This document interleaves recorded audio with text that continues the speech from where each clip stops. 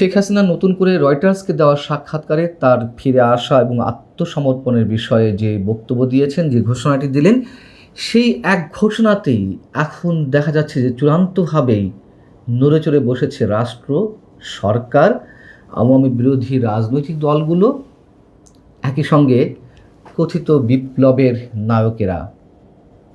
তার আত্মসমর্পণের আগেই যেন অনেকের ব্যাঘ্র গর্জন থামিয়ে দিয়েছেন। সরাসরি কেউ কোনো কথা বলছেন না, কথা বলছেন ঘুরিয়ে পেঁচিয়ে। অনেকের মধ্যে ভয়, আতঙ্ক, চাপা উত্তেজনা চারিদিকে একটা। কারণ কি?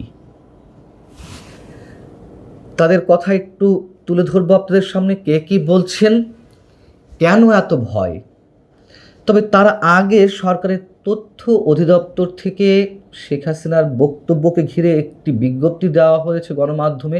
নিশ্চয়ই আপনারা সেটি দেখেছেন। 2024 সালের 5 ডিসেম্বর আন্তর্জাতিক মানবতা বিরোধী অপরাধের ট্রাইব্যুনাল সাবেক প্রধানমন্ত্রী শেখ হাসিনার বক্তব্য প্রচারে একটা নিষেধাজ্ঞা দিয়েছিল। সেটিকে মনে করিয়ে দিয়ে তথ্য অধিদপ্তর সবার উদ্দেশ্যে বলছে যে সেই নিষেধাজ্ঞা থাকা অবস্থায় দেশের আইন শৃঙ্খলা রক্ষার স্বার্থে এবং আদালতের নির্দেশনার প্রতি সম্মান জানিয়ে পলাতক শেখ হাসিনার কোনো ভাষণ, বিবৃতি, বক্তব্য সরাসরি কিংবা ধারণকৃত অবস্থায় কোনো গণমাধ্যমে প্রচার বা প্রকাশ করতে বিশেষভাবে অনুরোধ করা হচ্ছে।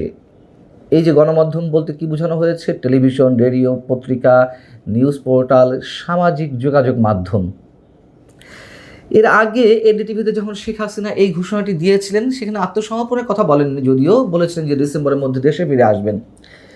তারপরই আমরা দেখলাম যে প্রধানমন্ত্রী তথ্য বিষয়ক উপদেষ্টা ডাক্তার জাহিদুর রহমান তিনি একই কথা বলছিলেন, তার বক্তব্য প্রচারের নিষেধাজ্ঞার কথা মনে করিয়ে দিচ্ছিলেন। এর মধ্য দিয়ে আমরা স্পষ্টত ধরে নিতে পারি সরকার শেখ হাসিনার ভয়ে সম্ভবত ভীত। একই সঙ্গে শেখ হাসিনা দেশে ফিরে আসুক, সেটি সরকার চায় না। কেন সরকার ভীত হতে যাবে? কেন সরকার চাইবে যে তিনি যেন দেশে ফিরে না আসেন? যথেষ্ট কারণ আছে, এর আগেও আপনাদের সঙ্গে শেয়ার করেছি। কিন্তু এই যে তথ্য অধিদপ্তরের বিজ্ঞপ্তি কিংবা আদালতের নির্দেশনা, এতে লাভ হয় কতটা? ঠিক আজকের যিনি প্রধানমন্ত্রী, তিনি যখন লন্ডনে নির্বাসিত ছিলেন, তৎকালীন আওয়ামী সরকারও তার বক্তব্য নিষিদ্ধ করেছিল গণমাধ্যমে। আওয়ামী সরকারের ইশারাতেই আদালতের মাধ্যমে নিষেধাজ্ঞা এসেছিল তার বক্তব্য প্রচারের উপরে। তাতে কোনো লাভ হয়েছে সরকারের কি এগুলো কোনো মনে নেই? সেই ব্যক্তিই তো এখন আজকে আমাদের প্রধানমন্ত্রী। তখন যিনি নির্যাতিত হয়েছিলেন, নির্বাসনে ছিলেন, সেই তারেক রহমান সাহেব তো সাজাপ্রাপ্ত ছিলেন। সাজাপ্রাপ্ত থাকা অবস্থায় লন্ডন থেকে তিনি দলীয় নেতাকর্মীদের সঙ্গে প্রতিদিন ভিডিও কনফারেন্সের মাধ্যমে দলীয় দিক নির্দেশনা দিয়ে আসছিলেন, নানান ধরনের বক্তব্য দিচ্ছিলেন। সেইগুলো আবার গণমাধ্যমে ফলাও করে প্রচার হচ্ছিল। কি হয়েছে নিষেধাজ্ঞায়? আর গণমাধ্যমে প্রচার না করলেও বা কি এমন হতো, তার বক্তব্য কি মানুষ শুনতে পেত না? প্রথম কথা হচ্ছে, শেখ হাসিনার বক্তব্য কেউ এদেশের সরাসরি প্রচার করছে না। তিনি বিদেশি বিভিন্ন গণমাধ্যমে যে কথাগুলো বলছেন, সেগুলো নিয়ে এখানে নানান ধরনের বিশ্লেষণ চলছে, বা সেইগুলো রিপ্রিন্ট করা হচ্ছে বা কোথাও কোথাও দেখানো হচ্ছে। এই তো। দ্বিতীয়ত, এই ইনফরমেশন টেকনোলজির যুগে গণমাধ্যম বা এখানে অবস্থানরত মানুষেরা, ধরুন তার বক্তব্য প্রচার করলো না, নিষেধাজ্ঞা যেটি রয়েছে সেটি অক্ষরে অক্ষরে পালন করলো, তাতে কি হবে? শেখ হাসিনার বক্তব্য ছড়াবে না? বিদেশে যারা রয়েছেন তারা সোশ্যাল মিডিয়ায় দিবে না? বিদেশি মিডিয়াতে শেখ হাসিনার যে ইন্টারভিউগুলো প্রচার বা প্রকাশিত হচ্ছে, সেগুলো মানুষ দেখতে পাবে না এখানে বসে? সহজ কথা কি, এই ধরনের নির্দেশনার কারণে বরং সরকারের দুর্বলতা প্রকাশ পায়। যেই দুর্বলতা থেকে এখন আমরা মনে করছি সরকার ভয়ে আছে। খুব স্বাভাবিক, নাহলে এই ধরনের অযৌক্তিক নির্দেশনা কেন দিতে হবে? এবং এটি অবশ্যই গণমাধ্যমের উপরে সরাসরি হস্তক্ষেপ। এবং এই ধরনের অপ্রয়োজনীয় নির্দেশনা সরকারের বিভিন্ন দপ্তর থেকে দিতে যারা উৎসাহিত করছেন, তারা নিঃসন্দেহে সরকারকে বিব্রতকর অবস্থায় ফেলছেন। এবার আসুন খোদ সরকারি দলের সিনিয়র নেতাদের থেকে শুরু করে কথিত বিপ্লবের নায়কেরা কি বলছেন আর তাদের কথাবার্তার মধ্য দিয়ে কি ফুটে উঠছে। এনসিপির আহ্বায়ক, সংসদে বিরোধী দলীয় চিফ হুইপ নাহিদ ইসলাম বলছেন শেখ হাসিনার ঘোষণা প্রসঙ্গে, এটা তো শেখ হাসিনা ঠিক করবেন না। তিনি কিভাবে আসবেন, তিনি কাদেরকে নিয়ে আসবেন, সারেন্ডার করবেন কি করবেন না, এটা ঠিক করতে হবে বাংলাদেশ সরকারকে। বাংলাদেশ সরকার এটা নিয়ে কথা বলবে দিল্লির সঙ্গে, এখানে আর কোনো পক্ষ নয়। ফলে এটা সরকার ঠিক করবে তাকে কখন আনবে, কিভাবে আনবে এবং কিভাবে বিচারের রায় কার্যকর করবে, সকল প্রস্তুতি নিয়েই তাকে আনতে হবে। কেন?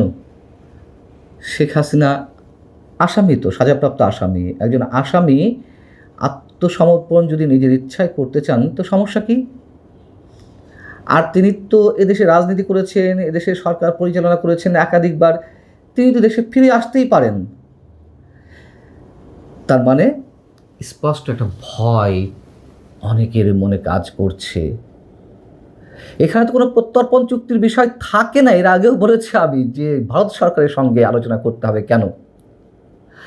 আর তারা ভালো করেই জানে ওই প্রক্রিয়া আনতে গেলে ভারত সরকার কখনো অনুমতি দিবে না বা চাইবে না যেভাবে তারা আনতে তো চাইছে না, এটা সবচেয়ে বড় বাস্তবতা।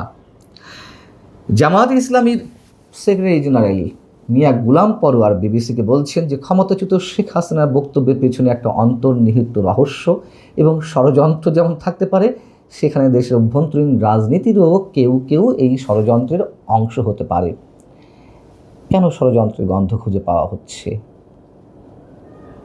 নাকি ভয়টাই বিশেষ করে তাদের ভেতরে গেঁথে বসেছে? রাজনৈতিক হিসাব নিকাশ তো অবশ্যই রয়েছে, সবসময় বলে আসছি। শেখ হাসিনা নিশ্চয়ই নানান ধরনের যোগাযোগ এবং তার নিশ্চয়ই অনেক ধরনের পরিকল্পনা থেকেই তিনি দেশে ফিরে আসছেন এবং সবচেয়ে বড় কথা তিনি মামলা ফেস করার সাহস দেখাচ্ছেন। বিএনপির ভাইস চেয়ারম্যান আসাদুজ্জামান রিপন তিনি বলছেন বাংলাদেশের জনগণ শেখ হাসিনাকে আর কখনোই গ্রহণ করবে না। এ বিষয়ে সবাইকে সতর্ক ও সজাগ থাকতে হবে। শেখ হাসিনা তো বাংলাদেশের জনগণ গ্রহণ করবে এই ঘোষণা দিয়ে আসছেন না, তিনি আসছেন আদালতে আত্মসমর্পণ করতে। আদালত তাকে গ্রহণ করবে কিনা সেটা বলুন। তিনি মামলা ফেস করতে চান। তারা কেন বলছেন না যে শেখ হাসিনাকে ফিরিয়ে আনতে সরকার সব ধরনের উদ্যোগ নেবে, তার কোনো ধরনের পাসপোর্ট নেই, ট্রাভেল পাস ব্যবস্থা করবে সরকার? এই কথাটুকু বলার সাহস হচ্ছে না কারোর। রুহুল কবির রিজভী, প্রধানমন্ত্রীর উপদেষ্টা, বিএনপির সিনিয়র যুগ্ম মহাসচিব, তিনি বলছেন বিবিসিকে যে শেখ হাসিনা ও ক্ষমতাচ্যুত আওয়ামী লীগের নেতারা দেশে ফিরবেন কি ফিরবেন না, তারা কি করবেন সেটা তাদের বিষয়, তাদের দলীয় সিদ্ধান্তের বিষয়। ও আচ্ছা, এখানে আর আদালতের কোনো বিষয় নেই, মামলা মোকদ্দমার কোনো বিষয় নেই, 1400 মানুষকে যে হত্যাকাণ্ডের অভিযোগে তাকে অভিযুক্ত করা হচ্ছে সেসব বিষয়ে কোনো কাজ করছে না। এখন তিনি ফিরবেন না বা কি ফিরবেন, এটা তার দলের বিষয়। এত নরম সুরে কথা বলার তো কোনো কারণ নেই। এবং এর আগে তথ্যমন্ত্রী থেকে শুরু করে পররাষ্ট্র প্রতিমন্ত্রী শামা ওবায়দ কী বলেছেন তাও আপনারা জানেন। তার ঘোষণা কিংবা তার বক্তব্য, শেখ হাসিনার বক্তব্য তারা এড়িয়ে গেছেন, এড়িয়ে গিয়ে বলেছেন যে আদালত বুঝবে। আর আদালতকে বুঝতে হলে তো সরকারের উদ্যোগী ভূমিকা নিতে হবে তাকে ফিরিয়ে আনার জন্য। আমরা সেগুলো দেখছি না। বিষয় হচ্ছে যে এগুলো তার শুধু শেখ হাসিনা আর আওয়ামী লীগের বিষয় নয়, তাই না? সাজাপ্রাপ্ত আসামি হিসেবে শেখ হাসিনা অবশ্যই মামলা ফেস করতে পারেন, যে কেউ পারেন। তিনি এদেশে রাজনীতি করেছেন, তিনি ফিরে আসবেন। কাউকে বলতে শুনছি অনেক বড় বড় গবেষক, মনে করেন যে মহিউদ্দিন আহমেদ, তিনি রীতিমতো বাংলাদেশে একটি বড় গণমাধ্যমে দিনার দিয়ার একটা কলাম লিখে ফেললেন